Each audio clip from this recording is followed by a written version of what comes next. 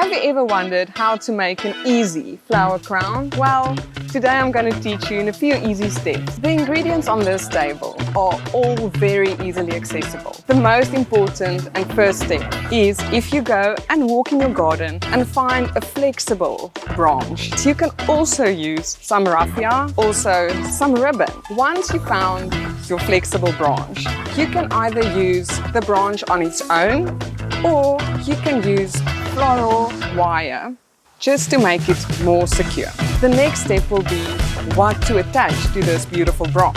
I like to start off with creating a few little posies that we will then attach to the branch that we already have. To make it more interactive and fun, you can also make a few veggie strings like this that you will also attach to your branch. Now to start with the fun part, your beautiful floral crown. First, you attach your little floral posy with either florist wire or your raffia, or you can even use normal sellotape. Remember to attach the next posy on top of the other stems. So this is the pattern you follow until you're happy with the structure. Even if you see some raffia at the end, you can just cover it with more flowers or even more vegetable.